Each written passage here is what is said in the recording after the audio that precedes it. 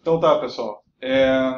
Tenho vários backgrounds diferentes aqui e a ideia dessa palestra é introduzir um pouco mais sobre Machine Learning, falar um pouquinho de um algoritmo bastante clássico que é a rede neural, porque até como vários já manifestaram interesse e é uma coisa que realmente tá na crista da onda agora, Deep Learning. O Christian depois vai fazer uma palestra sobre Deep Learning, então nada mais justo que eu fazer uma introdução também sobre isso, tá? Então, mais do mesmo aqui, certo? Sou engenheiro de software, estou trabalhando com Machine Learning há pouco tempo, como pesquisa cerca de um ano e meio, e profissionalmente há pouco tempo, né, agora lá na HP. E eu estou fazendo um mestrado em Machine Learning, certo? Mas a minha área de formação também é desenvolvimento web, como a maior parte das pessoas. E nós começamos essa palestra com uma pergunta um tanto quanto filosófica, né? Como que nós podemos ensinar as máquinas a aprender? Como que a gente pode ensinar as máquinas de uma forma que elas aprendam, certo? Como é que eu faço um algoritmo que ele seja capaz de aprender com o tempo, né? E esse aprendizado até tem uma palavra bem importante aqui que é a experiência. E a experiência nesse ponto são dados. Então eu preciso de dados para que esse meu algoritmo possa aprender. Uma definição bastante clássica, que até foi o professor Rodrigo que trouxe, né, bastante, é do Tom Mitchell, um pesquisador bem conhecido da área. E é uma definição que fala o que é necessário para dizer que um programa de computador sabe aprender. E eu gosto de dividir ela em algumas partes para ficar mais fácil de entender, tá? Então, o computador, ele é dito que ele aprende de uma experiência, certo? Então, eu tenho uma experiência que são dados.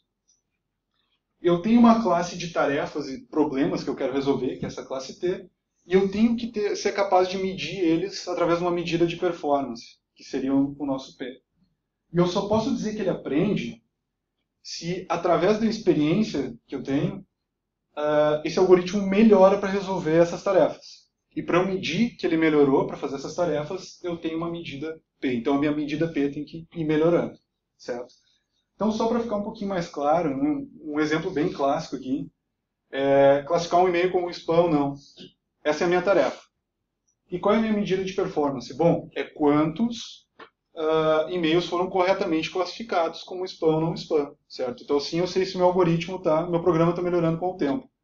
E a minha experiência de treinamento é o quê? São dados rotulados manualmente por pessoas. As pessoas vão lá e dizem, isso aqui é um spam, isso aqui não é um spam. E aí, assim, eu consigo dar dados para o meu algoritmo poder aprender. Então, por exemplo, no Gmail hoje, quando vocês marcam lá esse e-mail como um spam ou não, de certa forma vocês estão contribuindo para que um algoritmo de aprendizado de máquina existente consiga aprender o que é um spam e o que não é, para poder fazer isso de forma automatizada para vocês. Tá? Existem 4 tipos principais de aprendizado, mas eu vou falar de 2. Tá? Supervised e Unsupervised Learning. Nós temos também o Semi-Supervised Learning e o Reinforcement Learning. Os dois últimos eu não vou falar por uma questão de tempo. Tá? Então, começando pelo Supervised Learning, imagine que vocês têm um tabuleiro de xadrez. Tá? No Supervised Learning, obrigado, eu sei o que são essas peças. Então imagine que esse aqui é o meu conjunto de dados e eu sei que essa peça aqui é um peão, aquela peça ali é um cavalo, aquela outra peça é um rei, e assim sucessivamente. Então o que é importante num algoritmo de aprendizado supervisionado? Tá? Que os meus dados sejam rotulados. Certo? Eu tenho que ter rótulos nos meus dados. Tem que ter lá um campinho dizendo o que é aquele dado. No Unsupervised Learning, por sua vez, vamos continuar com o exemplo do xadrez. Tá? Só que agora eu não tenho mais aquele label que me diz o que é. Mas o meu algoritmo ele começa a encontrar assim, bom, esse aqui ele é menor do que os outros, ele tem uma bolinha no topo, então ele parece ser de um grupo diferente. Ele tem características que permitem eu separar ele dos outros. Então eu vou dizer que ele é do grupo 0. Já esse aqui ele é bem mais alto, tem uma cruz no topo, então ele é do grupo 2. Então eu começo a encontrar padrões nos dados que me permitam separar eles em categorias, por exemplo. Outro exemplo bastante clássico é em grupos mesmo, né? Separar, por exemplo, num grupo que tem as peças pretas e num grupo que tem as peças brancas. Então, qual é a principal mensagem que vocês têm que entender desse primeiro conceito de Machine Learning? Supervised Learning tem que ter dados rotulados, certo? E Unsupervised Learning, dados não rotulados. No Supervised Learning, geralmente procura regularidades nos meus dados, procura padrões nos meus dados, tenta descobrir alguma coisa que eu não estou conseguindo enxergar, certo? Então, são dois tipos de paradigmas diferentes de aprendizado. E existem algumas categorias de algoritmos, vamos dizer assim, como, por exemplo, classificação, é um dos mais clássicos, né? Então, eu tenho a minha base de dados ali com vários rótulos, o meu algoritmo aprendeu a diferenciar as coisas, e eu mostro uma imagem para ele e pergunto, por exemplo, o que é isso aqui? E ele pode dizer, é um carro. Então, na classificação, eu estou atribuindo um rótulo a um dado, certo? Então, eu tenho o meu algoritmo treinado numa base de dados, e então vem uma nova instância que eu não conheço e eu tento encaixar ela em alguma dessas classes. Tem problemas de regressão, que aí no caso vocês imaginem que eu estou tentando prever um valor, certo? Ao invés de uma classe. Então, por exemplo, um exemplo bastante clássico também nesse caso, que até quem fez o curso do Andrew vai lembrar, é aquele das casas. Né? Eu tenho os metros quadrados de uma casa, tenho, por exemplo, sei lá, se ela é de uma região nobre, se ela é de uma região mais perigosa, e algumas outras características dela, e com isso eu quero prever qual será o preço daquela casa. Certo? Então eu estou prevendo um valor dessa vez. Tenho também algoritmos de clustering, né? E o exemplo mais clássico de agrupamento é segmentação de clientes, por exemplo. Se usa bastante para segmentação de clientes. Só que nesse tipo de algoritmo eu digo assim, olha, eu não sei o que são esses dados, estão aqui meus dados e tenta separar eles aí em 10 grupos, por exemplo. Então é esse tipo de característica que esse algoritmo busca. Ele não sabe o que são os dados, porque se ele soubesse os rótulos, ele ia justamente agrupar por esses rótulos. Mas aqui eu estou tentando agrupar eles por características similares, certo? E aí, então, eu vou falar um pouquinho hoje sobre redes neurais, tá? E eu não entendo nada de biologia, tá? Mas essa aqui é uma fotinho de um neurônio. E a primeira coisa digamos assim, a primeira confusão que a gente faz, o que a gente pensa geralmente redes neurais é assim, redes neurais elas simulam o cérebro humano, é um algoritmo super ultra complexo, é praticamente um cérebro. Quando na verdade esses algoritmos de redes neurais, eles utilizam apenas uma parcela do funcionamento dos neurônios. Tá? E como é que isso funciona? Eu tenho aqui uma imagem de um neurônio, tá? E aí então, eu tenho aqui 3 partes que eu vou destacar. Eu tenho os dendritos, tenho o corpo do neurônio e tenho os axônios aqui no fim. Os dendritos, eles funcionam como a entrada de um neurônio. Então, um impulso elétrico que vem de um neurônio anterior, com alguma informação, ele entra por essa região aqui, certo? Aqui nessa parte do corpo, do núcleo, é feito como se fosse um processamento, certo? Imagine que seja algo abstrato quanto isso. É um processamento que é feito com aquela informação que entra. E essa informação, então, ela sofre uma ativação, vamos dizer assim, que quer dizer o quanto aquela informação vai ser propagada. Né? Em português se usa uma expressão que é o quanto o neurônio está excitado. Então, isso é propagado e aqui nos axônios é a saída para outros neurônios. Então, esses axônios eles grudam aqui nos dendritos pelo que a gente chama de sinapse. Né? Esse conceito de ter uma entrada, um processamento, uma ativação e uma saída foi transportado e foi utilizado como inspiração para as redes neurais. Então aqui na direita a gente tem então esses X aqui, representando as entradas. Eles são acompanhados de um peso W, que quer dizer assim, o quanto aquela entrada, vamos dizer, pesa para aquele neurônio, o quanto aquela informação é importante. Vamos tentar imaginar dessa forma. Aqui no meio eu tenho uma computação que é feita, um cálculo, certo? Sofre uma função de ativação, que então faz a ativação desse valor e sai pelo meu neurônio. Então isso é da onde vem o nome de redes neurais, justamente porque eu tenho esse modelo de neurônio. Tá? E como é que é esse modelo de neurônio? Eu tenho então uma camada de entrada, certo? Que é os meus dendritos, uma camada de saída e uma célula de ativação, né, aqui no meio. Essas flechas representam aqueles pesos, que é o quanto aquela entrada vai influenciar no meu cálculo, certo? Temos aqui as entradas, esse x1 e x2, e aqui nós temos o bias, que para critério de simplificação, imaginem que o bias funciona como o mais b de uma função linear. Então tem lá f de x igual a x mais b. O mais b faz com que aquela função se desloque no eixo y. Imaginem que isso provoca um pequeno deslocamento da função gerada por essa rede neural. Tá? Nós temos então aqui também a saída. E lembrem que eu tinha dito, existe uma função que a gente chama de função de ativação, né, que é o que vai ativar esse neurônio.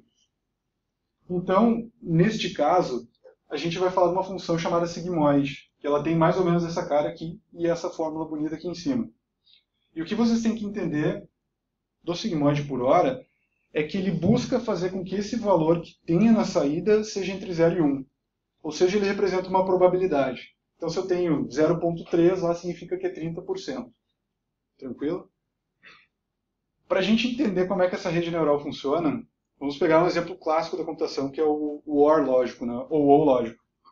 Então, aproveitando que tem algumas pessoas também que não têm background de computação, o OU lógico funciona assim.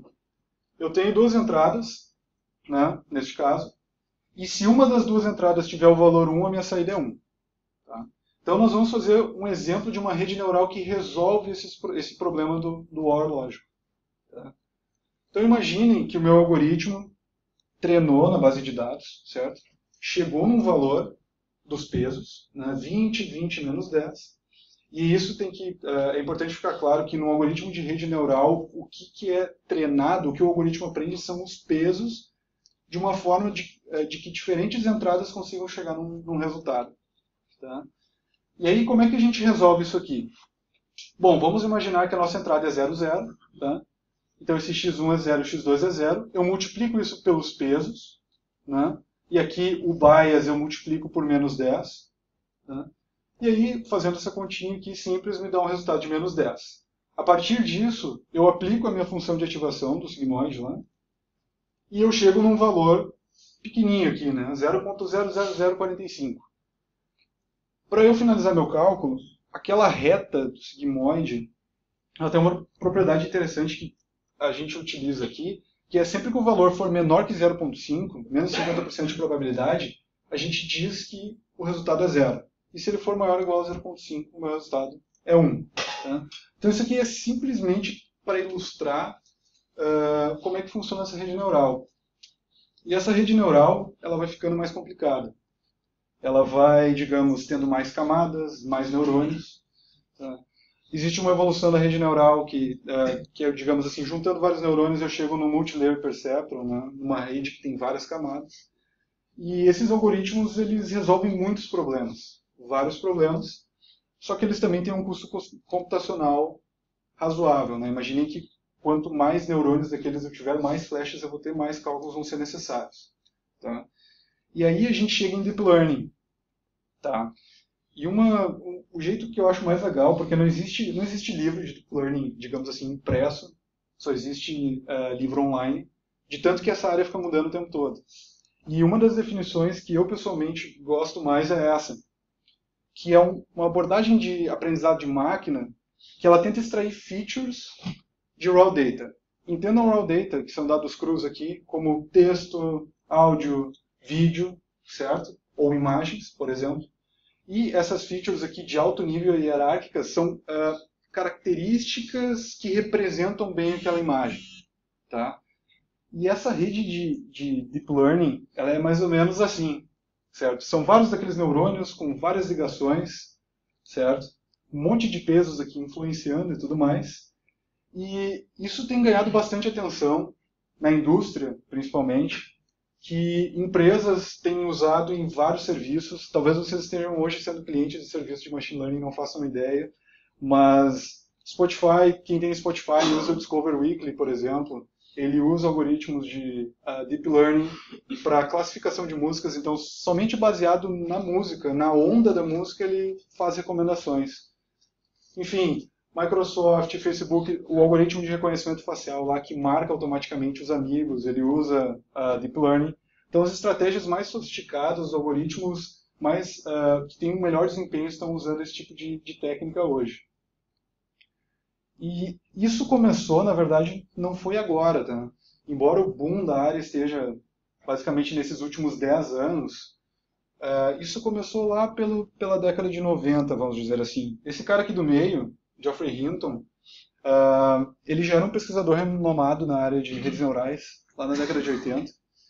Ele trabalhava numa universidade do Canadá, e aí esses dois caras aqui da ponta se juntaram a ele para trabalhar na pesquisa com redes neurais. Só um parênteses, esse cara aqui está hoje no Facebook e esse cara hoje aqui está no Google. Tá? Então os caras realmente estão nas empresas mais top. E o que acontece? Esses caras já tinham um projeto de fazer essas redes mais complexas, porque, poxa, se eu colocar mais neurônios e a minha rede vai aprender melhor, por que não tentar arquiteturas com, sei lá, 100 camadas, 200, 300 neurônios por camada? Faz sentido, né? Só que isso tinha um problema, tá? Que era o seguinte, custo computacional era certo? Para executar redes dessas que fossem bastante simples, demorava semanas, tá? E existe um termo na computação, na inteligência artificial, chamado AI Winter, né? O inverno da inteligência artificial, que é quando uma técnica é muito boa, do ponto de vista técnico, é algo super bom, mas não tem aplicação. Eu não consigo aplicar isso, eu não consigo botar isso no mercado, não consigo botar isso num produto. E, por conta disso, eles ficaram conhecidos como máfia canadense, né? Todos eles estudaram nessa universidade do Canadá. Eles não estavam conseguindo resultados com a pesquisa deles, e a universidade simplesmente parou de dar dinheiro, né? Só que eles resistiram, porque eles acreditavam que aquilo valia a pena, e eles continuaram trabalhando independentemente disso, certo? E, digamos, graças a eles e mais outras pessoas que tem também nessa época, é que hoje Deep Learning continua sendo estudado. E vocês podem se fazer a seguinte pergunta, tá, mas o que mudou, né? Se tinha problemas de custo computacional naquela época, não quer dizer que tenha resolvido isso tudo hoje. Em 2006, por isso que eu até falei antes, há 10 anos atrás, teve uma grande ruptura na área, tá? E para não entrar muito a fundo nesses detalhes, lembram antes que eu tinha falado de aprendizado supervisionado e aprendizado não supervisionado, certo? Aquelas redes, as redes neurais, elas precisam de dados rotulados, certo? São de aprendizado supervisionado. Então se viu que utilizar aprendizado não supervisionado, não precisando saber qual que eram os rótulos dos dados, fazendo um pré-treino dessas camadas, eu consigo ter resultados melhores, porque na verdade eu fazia esse pré-treino delas com dados rotulados e depois eu fazia um ajustezinho com dados rotulados. E isso abriu uma possibilidade para, poxa, então vamos voltar a investir nessas redes neurais, certo? Vamos voltar e investigar essas funções de ativação, investigar essas arquiteturas. Então isso contribuiu muito para que redes neurais voltassem a ter atenções. Além disso, essas redes deep, como a gente vai ver em seguida, grande parte delas é baseada em multiplicação de matrizes, tá? E GPUs, né, placas de vídeo, são muito boas em operações matemáticas desse tipo, justamente porque são bastante otimizadas para processamento de imagens, computação gráfica, renderização. Então, se notou que ao utilizar esse tipo de hardware, eu consegui obter treinamentos até 9 vezes mais rápidos do que comparados às minhas CPUs. Então isso já mudou de semanas para talvez dias no meu treinamento. Possibilitou com que eu pudesse utilizar mais dados e treinar essas redes em menos tempo, que eu conseguisse coisas melhores. Novas funções de ativação, além daquele sigmoide, o pessoal começou a revisar tudo, a revisitar tudo, né? Revisitar arquiteturas, revisitar essas funções de ativação, revisitar como fazer. Então surgiram a partir daqui tangente hiperbólica, ReLU, ELU, um monte de funções. Métodos de regularização de dados, métodos de normalização. E muito importante também, datasets de grande qualidade, né? Porque também não é fácil tu encontrar uma grande base de dados com vários dados rotulados. Então hoje, por exemplo, nós temos o Imaginet que tem 14 milhões de imagens rotuladas, certo? Todas padronizadas para que tu possa aplicar algoritmos em cima e tirar algum significado. Então isso contribuiu bastante. E a partir de tudo isso, surgiram vários tipos de implementações de redes de Deep Learning, certo? E nós vamos hoje dar uma olhadinha em uma delas, que são as redes convolucionais. Tá? As redes convolucionais, elas surgiram por muitos esforços do LeCun, que era um daqueles 3 caras que eu falei, e tentando assim dividir isso em partes. Eu tenho a minha entrada, que no caso aqui é uma imagem. Tá? Isso aqui no fim essa full connection e saída, imagine que é aquela minha rede neural normal. Tá? Então isso significa que toda essa parte aqui, ela faz extração de features, aprende algumas coisas que são usadas como entrada para a minha classificação. Tá? E o que é essa convolução? Né? O que é rede convolucional? Convolução é um termo já da matemática discreta que ele descreve uma operação de filtro feita pelo que a gente chama de kernel de convolução. Então eu tenho uma imagem de entrada, eu tenho um filtro que eu vou aplicando, deslizando nessa minha imagem, e isso me gera uma saída que eu chamo de feature map, e vocês podem ver que ao aplicar por exemplo, esse kernel de convolução, eu tenho aqui extraídas as bordas. Tá? Então isso começa a dar um pouco de intuição do que aquela rede faz. Ela extrai bordas, extrai contornos, extrai diferenças de pixels, por exemplo.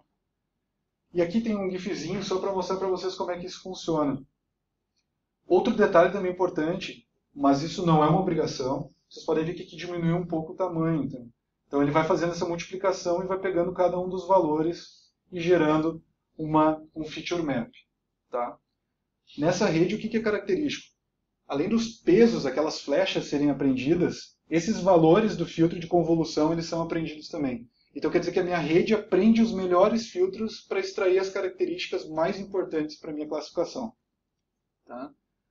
Geralmente eu tenho camadas que a gente chama de pooling depois, que elas basicamente reduzem a dimensionalidade, elas diminuem o tamanho da imagem. Tá? E um exemplo bastante clássico é esse aqui, que é o max pooling. Então imaginem que eu tenho aqui essa minha imagem de 4x4, vai. E eu tenho um filtro que ele é de tamanho 2x2, então por isso que essas áreas aqui, elas estão separadas em cores, né? Porque eu tenho um filtro de 2x2, que ele tem esse tamanho. Extrai de 2 quer dizer que ele vai se deslocar aqui do 5 para o 7. Então por isso que são 4 blocos. Tá? E aí vocês podem notar que ele pega o maior valor do bloco e transporta. Tá? Isso tudo parece, ainda mais pelos diferentes níveis de conhecimento que a gente tem, um pouco, né, estranho, esquisito. Por que isso funciona? De onde surgiu? Como assim? Né? Então imaginem o problema de classificação de imagens. Tá? Todo mundo olha para isso, ou grande parte das pessoas, e reconhece que é um gato pela imagem. Mas o computador vê aquela matriz de vários pixels, certo? E existe um gap semântico nisso. Como é que eu transformo, como é que eu faço com que o 75, 87 ou 49 signifiquem a orelha do gato e eu saiba que é um gato, por exemplo? Tá? E além disso, eu tenho outros problemas. Eu tenho problemas de condições de iluminação, de escala, visão, deformação. Tudo isso contribui para que seja mais difícil ainda de resolver esse problema. A forma tradicional é eu criar um algoritmo, né, pensando em como extrair aquelas features. Então, bom, eu vou criar um algoritmo que extrai aquelas bordas, eu vou criar um algoritmo que extrai isso, um algoritmo que extrai aquilo. O grande problema é que isso consome muito tempo. Eu preciso de um cara especialista na área, certo? Eu preciso de alguém que entenda realmente processamento de imagem, preciso de alguém que se dedique a criar esse tipo de filtro. Até para os que conhecem, são filtros bastante complexos e muito matemáticos. E geralmente servem, por exemplo, para classificar pessoas, mas não classificar animais. Então ele identifica pessoas bem, sabe que é uma pessoa, mas não consegue identificar que aquilo lá é um gato ou um cachorro, por exemplo. Então, o que é importante vocês entenderem sobre redes convolucionais é o seguinte: por que funciona bem e qual é a grande diferença? Na minha abordagem tradicional, a detecção de contornos, detecção de algumas coisas, ela é feita manualmente. Eu digo como aquilo vai extrair características da imagem. Eu digo que ele vai pegar a diferença de pixels, eu digo que ele vai extrair algum vetor de gradiente, eu digo vários tipos de coisas. E essas features eu jogo para uma classificação. Então imaginem que sai daqui um monte de valores, eu jogo numa classificação e ele joga numa categoria. Em Deep Learning, a grande diferença, então, é que eu tenho esse extrator de features treinado. Ou seja, eu não preciso me preocupar em ter um especialista de domínio necessariamente para criar algo. E sim, dado o meu conjunto de dados, o meu algoritmo aprende qual é a melhor forma de extrair features a ponto de classificar aquilo. Então, a rede neural ela tem uma passagem que é de ida, certo? E uma de volta. Nessa de ida, no fim, ele calcula um erro na hora que ele está treinando. E esse erro é usado para ajustar os valores da rede e seguir esse ciclo de treinamento. Tá bem? Então, só passando para vocês aqui uma ideia, até porque o meu tempo já chegou no limite ali. Aqui é o erro de... Isso aqui é um desafio bastante conhecido de classificação de imagens, tá? Daquele dataset que eu comentei com vocês antes. Isso aqui, essas duas barras, mostram, né, todos esses valores são o percentual de erro de classificação. Então, quanto maior, pior. E da direita para a esquerda é do pior para o melhor. Aqui não se era usado abordagens de Deep Learning. O erro era cerca de 25%, 28%. No momento que eu comecei a usar Deep Learning aqui em 2012 e fui seguindo, esse erro caiu praticamente pela metade e foi só reduzindo. Notem que o tamanho das redes de 8 camadas para 19 camadas e até para 152 camadas foi aumentando drasticamente. E garanto que enquanto a gente fala, agora mesmo alguém já está batendo esses recordes aí. Tá? Então, pessoal, o que eu queria passar para vocês hoje era uma ideia dessa área. Uma ideia baseado nos comentários de vocês hoje na apresentação. Eu acho que eu teria feito isso um pouquinho mais orientado a problemas, talvez. Mas a ideia é mostrar para vocês que tem um mundo aí por trás de machine learning e que tem muita coisa legal que a gente pode aprender, enfim, trazer discussões nesse meetup, trazer implementações, mostrar exemplos, mostrar algoritmos, enfim. É mais ou menos isso, pessoal.